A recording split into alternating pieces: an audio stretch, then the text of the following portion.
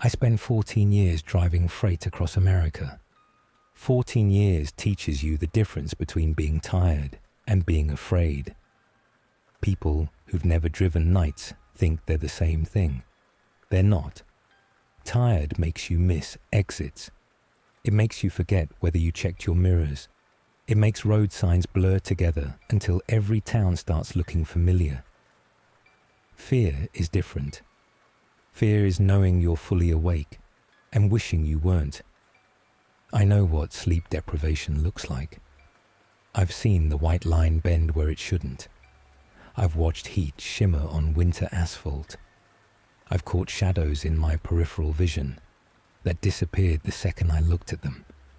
Every long-haul driver has. Most of us just don't admit it. What happened on Highway 50 wasn't any of those things. I'm not asking you to believe me. If I were listening to this story 10 years ago, I wouldn't have believed it either. I'm just telling you exactly what happened. You can decide the rest. My name isn't important. The road is. If you've never driven Highway 50 through Nevada, you probably know it by its nickname, the loneliest road in America. It's not a marketing slogan. It's a warning. There are stretches where you can drive for an hour without seeing another pair of headlights. No towns, no diners, no gas stations. Sometimes no radio, just desert, the kind that seems to swallow sound. During the day it's beautiful. Mountains sitting blue on the horizon, sagebrush rolling toward nowhere. At night it feels unfinished, like someone built the road first and forgot to finish the world around it. I'd been driving that route about 6 months, dry van mostly, occasionally refrigerated freight when the pay was good. The Highway 50 run paid almost 30% more than my regular route because nobody wanted it. The newer drivers called it boring. The older drivers found excuses. I took every shift they offered. I liked the quiet. That's important.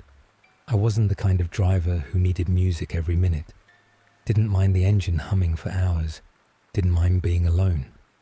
After a while, the truck becomes your whole world. The wheel, the gauges, the mirrors, the rhythm of the tires. You stop thinking about home, because home is wherever the truck stops. There's a strange peace in that, or at least, there used to be. Truckers collect stories, not because we believe them, because long roads need conversation. Every truck stop has someone willing to tell you about the phantom hitchhiker outside Amarillo, or the woman in white outside Flagstaff, or the abandoned mining road where headlights just disappear. I always rolled my eyes. 14 years on the road, millions of miles. The only monsters I'd ever met were drunk drivers and black ice. One night, I stopped at a fuel station outside Ely. Nothing special. 4 pumps, a tiny diner, coffee strong enough to strip paint. Most of the tables were occupied by drivers waiting out the midnight rush. Someone noticed the paperwork on my table. Highway 50. I nodded. One guy laughed. Hope you packed a friend. Another chimed in. He'll meet one. The table laughed, except one man. Late 60s, grey beard, an old Kenworth cap, hands permanently stained by diesel. He'd been drinking his coffee without a word since I'd walked in. While everyone else laughed, he just watched me. When I got up to leave, he spoke, quietly. If you ever think someone's keeping pace with your trailer, a pause. Don't check twice. I smiled, asked what that meant. He looked down into his coffee. You only get one free look. That was it. No explanation, no smile, nothing. I laughed all the way back to my truck. Old drivers love messing with younger guys. It's practically tradition. I forgot about him before I'd even reached the interstate. For exactly 3 weeks. There are things you start noticing when you drive the same road over and over. The radio always dies around mile marker 184. The wind changes direction after midnight. Coyotes stay away from the pavement. Even the smell changes. Closer to Ely, the desert smells dry, dust, sage, hot rock. Further east, there's something metallic, like rain that's still hours away. I couldn't explain it. I just knew where it started. The first night happened on a Tuesday. I remember because Tuesdays were always light loads, no schedule pressure, no reason to rush. The road was empty. Not a few cars now and then, empty. Completely empty. The kind of empty where your own headlights start feeling intrusive. I settled into the rhythm. Mirror, road, speedometer, mirror, road, dashboard, mirror. Thousands of repetitions, every night, every run, without thinking. Then something changed. The cab got cold, not freezing, not enough to see my breath, just wrong. The kind of cold that raises the hair on your forearms. I reached over and turned the heater another notch. Nothing happened. The temperature just stayed there, heavy, like I'd driven into a pocket of air that didn't belong. I checked my passenger mirror. Someone was walking beside my trailer, not running, walking. Even pace, hands at their sides, head forward, keeping perfect speed with a truck doing 65 miles an hour. I stared for maybe 2 seconds, long enough to understand what I was seeing, not long enough to understand how. No real details, just a dark silhouette, about 6 feet tall, perfectly upright, not kicking up dust, not struggling, just walking. I blinked. The mirror was empty. Nothing, just asphalt rolling away behind me. My first thought wasn't ghost. It was exhaustion. 19 hours awake, too much coffee, too many consecutive shifts. I'd told rookie drivers that exact thing 100 times, so I told it to myself. I laughed, called myself an idiot. About 10 minutes later, the heater came back on by itself. I hadn't touched the dial. That's the thing about fear. It doesn't arrive all at once. It negotiates with you. It lets you explain everything away, at first. The next morning, I pulled into the distribution yard outside Salt Lake. Usual routine, fuel receipt, paperwork, quick inspection before handing the trailer over. Nothing unusual until I reached the passenger side. There was dust on the lower panel of the trailer, normal enough, except running through that dust were 4 long streaks, parallel, like someone had dragged their fingertips along the metal while keeping pace with the truck, perfectly straight, perfectly level, for almost 30 feet. I stood there longer than I cared to admit. Then I wiped them away with my glove. Didn't tell anyone. Didn't take a picture. Because if I'd taken a picture, I'd have been admitting something had happened. And I wasn't ready for that. Not yet. I didn't think about those marks for the rest of the day, or at least I tried not to. By sunset, I'd convinced myself they were scratches. Nothing more. That confidence lasted until I crossed the Nevada state line again. Truckers are creatures of routine. We fuel at the same places, drink the same coffee, order the same meals. You don't realize how much comfort there is in repetition until something interrupts it. About an hour before Highway 50, I stopped at the same truck stop outside Ely. Same waitress, same coffee, same cracked vinyl booths. She'd been working nights there as long as I'd been running the route. She poured my coffee, set the mug down, then looked through the window toward my truck. She hesitated. "Your partner staying in the cab?" I looked over my shoulder. "My what?" She nodded toward the lot. The guy sitting in the passenger seat. I laughed. I'm alone. She frowned, actually frowned, looked back toward the truck. The passenger seat was clearly visible from where we sat, empty. She blinked twice. Huh. That was all she said. No apology, no explanation, just, huh. Then she walked away. She never looked at my truck again. The desert looked different that night. Not darker, emptier. The moon had disappeared behind thick clouds, leaving only my headlights to carve a tunnel through the black. Out there, your vision shrinks. Everything outside the beam simply stops existing. Around 2 a.m, the cold came back. This time, I didn't touch the heater. I kept both hands on the wheel. I knew what was coming. I refused to look. For nearly 5 miles, I kept my eyes dead ahead. Road, speedometer. Road, dashboard.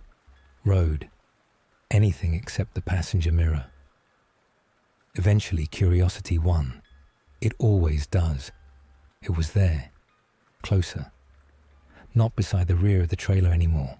Level with the rear axle. Walking exactly the same way. No hurry, no effort. Its arms never moved. Its stride never changed.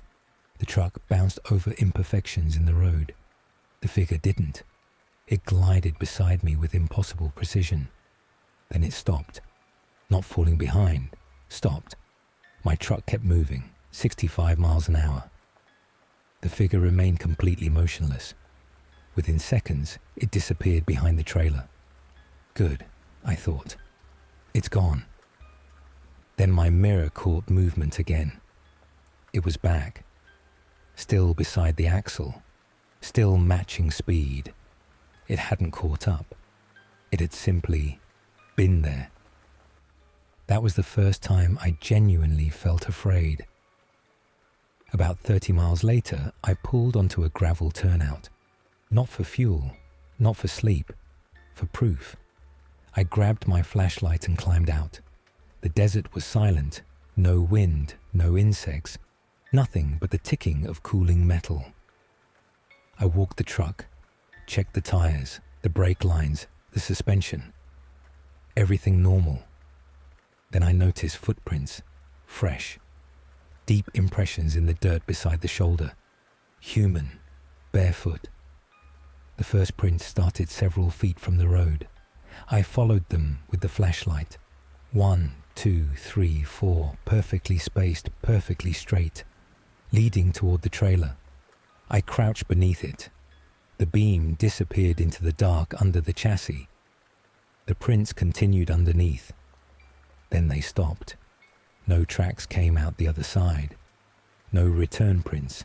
Nothing. As though whoever made them had simply ceased to exist beneath the middle of my trailer. I stayed crouched there longer than I should have, waiting, listening. For the first time in 14 years, I checked the passenger seat before starting the engine. I didn't sleep that day. Every time I closed my eyes, I pictured those footprints ending beneath the trailer, not beside it, not behind it, beneath it, as if something had climbed under my truck and never climbed back out. A week passed, no sightings, no cold air, nothing. I started feeling embarrassed. Maybe the waitress had seen another truck. Maybe the footprints belonged to some hiker. Maybe I'd just been more exhausted than I realized. That's the dangerous part.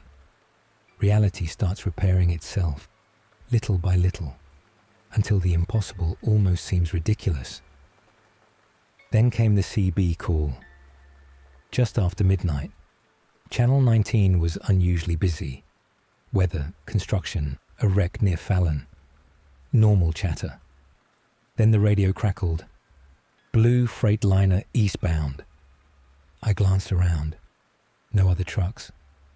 The voice questioned, "You running, team?" I picked up the mic. Negative.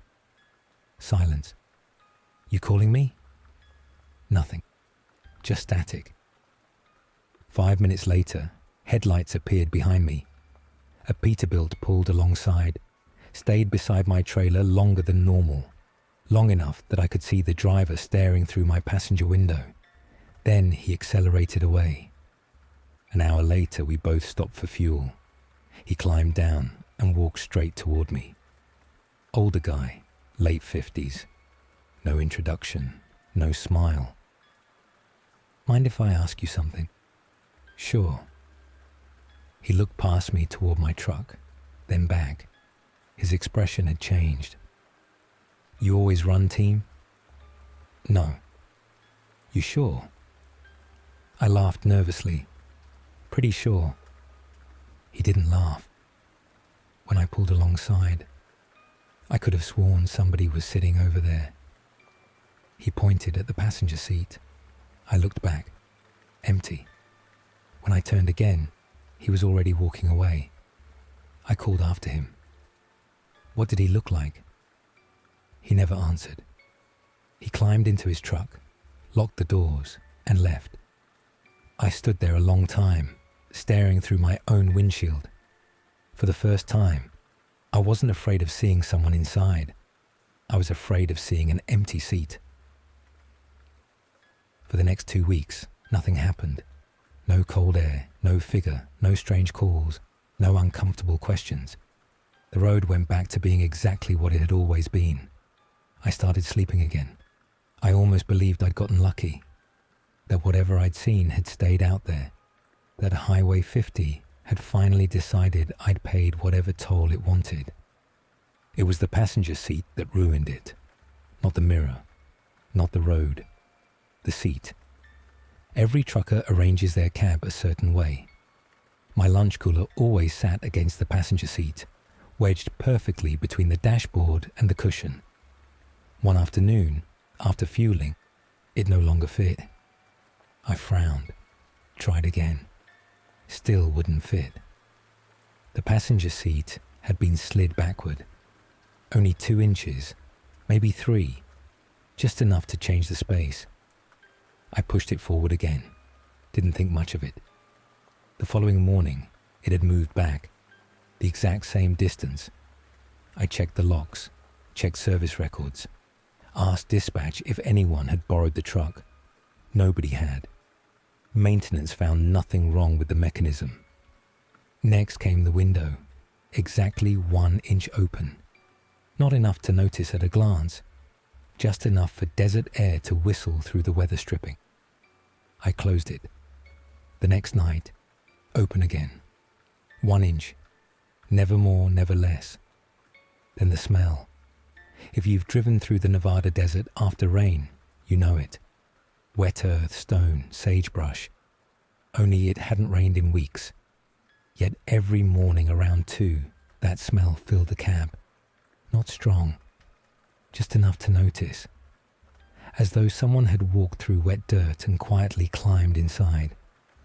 I stopped bringing any of it up. Every explanation sounded crazier than the last. And eventually, you stop talking because you're afraid someone might actually believe you. Then I saw the old driver again, the one from the diner, fueling outside Fallon. I almost drove past. Instead, I parked beside him. He recognized me instantly, didn't smile, didn't wave, just sighed. You looked twice. It wasn't a question. I nodded. He kept fueling without speaking. Finally, how close? Passenger door. His shoulders dropped, like he'd been hoping for a different answer. Anything else? I hesitated. The seat moves. The window opens. It smells like wet dirt. He stopped pumping fuel. Slowly, he looked at me. Has it started changing your truck? I didn't answer, didn't need to. He already knew. He replaced the nozzle, closed his fuel cap, and motioned toward the diner. Coffee. We sat in silence for almost 5 minutes. Finally he spoke. You know why nobody likes Highway 50? I said I thought it was because it's empty. No, he said. It's because some roads remember people. I laughed. Not because it was funny, because I didn't know what else to do. He ignored me. You think it's following you. It isn't. It's learning you. I frowned. What does that mean? He glanced around the diner, making sure nobody could hear, then leaned in. Every driver thinks it's beside the trailer. It isn't. It's trying to figure out how to become your passenger. I felt every muscle in my back tighten. What happens if it does? He didn't answer right away. Instead, he asked, "Ever hear of Robert Klein?" I shook my head. Ran freight through Nevada 20 years. Never missed a delivery. One morning, they found his truck idling on the shoulder. Driver's door closed. Wallet, phone, coffee still warm. No Robert. They searched 6 miles in every direction. Didn't find a footprint. Didn't find blood. Nothing. What did they find? He looked directly at me. A second seat belt. The passenger belt. It was buckled. He leaned closer. When it reaches the cab, it doesn't take your truck. It takes your place. A pause. You leave. It drives. I stood up, called him crazy, walked out. Halfway across the lot, I realized he hadn't tried to stop me, hadn't tried to convince me, because he hadn't been telling a story. He'd been giving instructions. That night, it came back. I didn't see it. I saw something worse. The mirror. It was looking into the mirror. Not at me. Not toward the cab. Into the glass itself, as though the reflection mattered more than the real world. The angle didn't make sense. If it were walking beside the truck, I should have seen its profile. Instead, I saw its face, not clearly, just enough to know it was already looking at me, waiting for me to look back. I ripped my eyes away. My heart hammered so hard I thought I'd black out. When I forced myself to glance again, the mirror was empty. I made it another 30 miles before I had to stop. The truck stop was nearly deserted. 4 rigs under buzzing sodium lights. I climbed into the sleeper, trying to convince myself I was done for the night.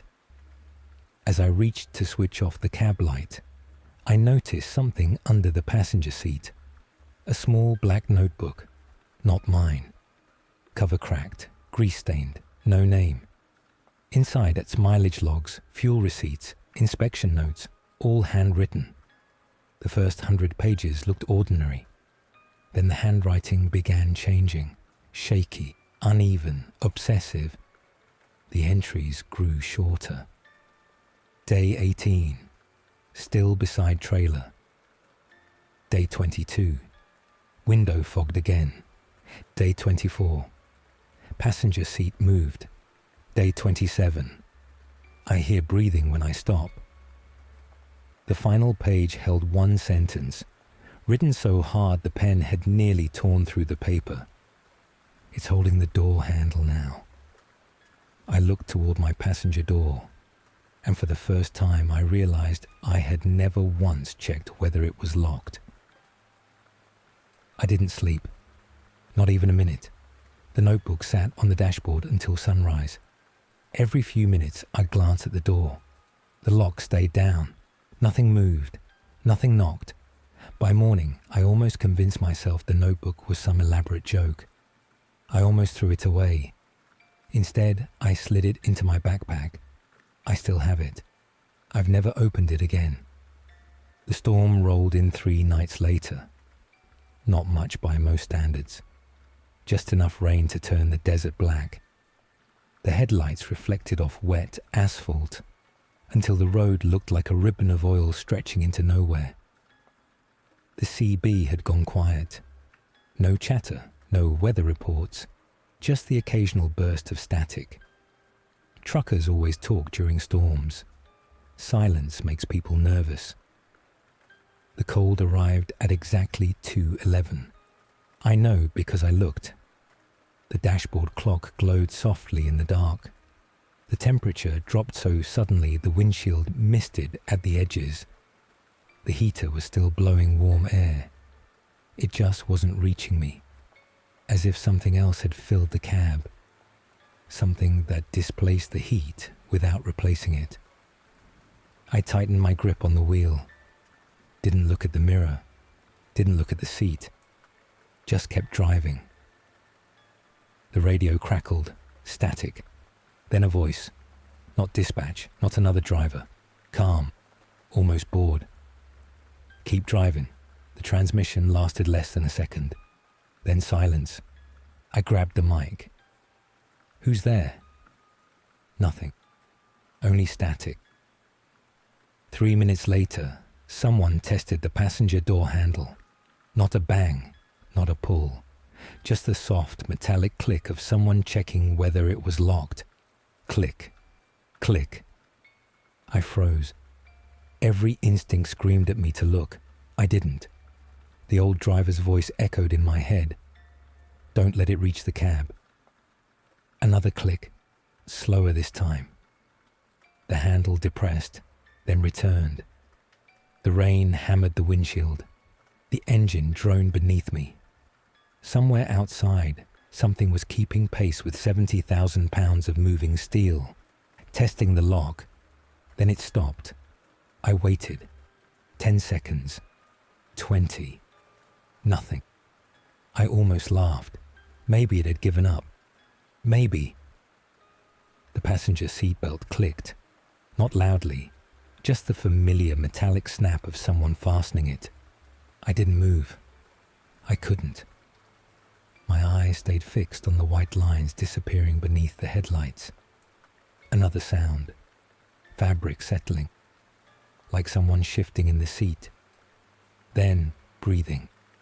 Slow, steady. Close enough that I could hear each inhale over the engine. I wasn't alone anymore. People always ask why I didn't look. The answer's simple. Because I knew if I looked, I'd see someone sitting there. And somehow, that felt worse than not knowing. The breathing continued for nearly 2 hours. Never faster, never slower. Just there. Sometimes I'd catch movement in my peripheral vision. A shoulder, a sleeve, the edge of a knee. I never turned my head, not once. Then the smell returned. Wet earth, fresh rain, rotting leaves.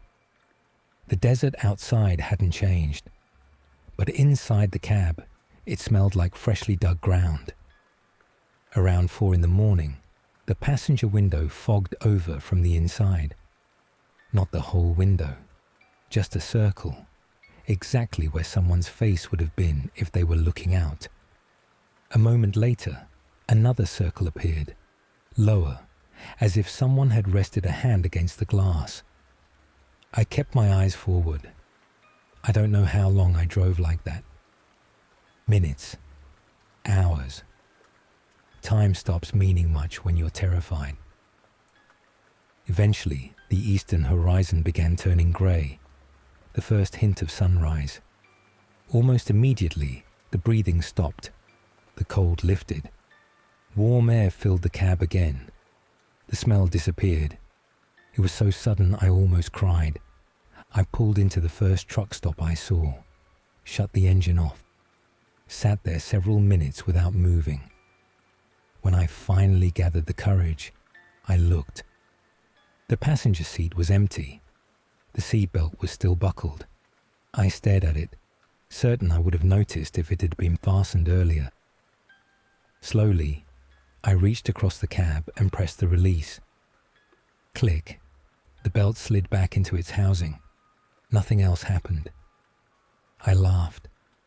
Not because anything was funny, because I honestly thought I'd survived. I climbed out. The morning air felt warmer than it should have. Another driver was fueling 2 pumps away. He glanced at my rig, then back at me, then at the truck again. His expression changed. "You running, team?" The words hit me like a punch. "No." "You sure?" I didn't answer. He pointed toward the passenger side of my windshield. "You've got something on the glass." My stomach dropped. I walked around the front of the truck. There, pressed against the inside of the passenger window, was a handprint, perfectly clear. 5 fingers, palm. Every line visible in the condensation. Inside, not outside. Inside. I stumbled backward. The other driver looked genuinely confused. "You okay?" I couldn't answer. I climbed back into the cab.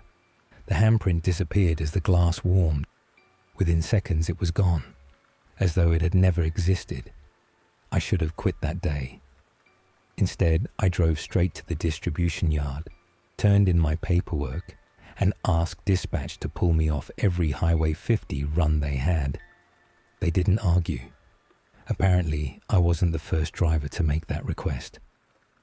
A week later, cleaning out the truck before transferring routes, I noticed the electronic logging display. It records driving hours, fuel stops, engine time, door openings, all to satisfy federal regulations. I almost missed it. Buried in one of the occupancy reports, one line, timestamped between 2:14 and 4:06 a.m. Occupants detected 2. I stared at the screen, refreshed it, same result. The mechanic checked the sensors. No fault codes, no wiring issues, nothing wrong with the system. He laughed. "Says you had company." I forced a smile. Didn't tell him why that wasn't funny. I never drove Highway 50 again. Truth is, I never drove nights again. These days, I haul regional freight, daylight only, home every evening. My wife thinks it's because I'm getting older. I let her believe that. Every now and then, I'll be riding as a passenger while someone else drives after dark. Maybe we're coming home from visiting family. Maybe we're heading to the airport before sunrise. I'll glance into the passenger side mirror out of habit. Most nights, there's nothing there. Just road. Just darkness. But once, last winter, I looked down a long stretch of empty highway. Way back, almost at the edge of the headlights, I saw someone walking. Not toward us, not away from us, beside us, matching our speed perfectly, hundreds of feet behind. I looked away, counted to 10. When I checked again, they were closer. So I did the only thing I've learned that ever helps. I never looked a third time.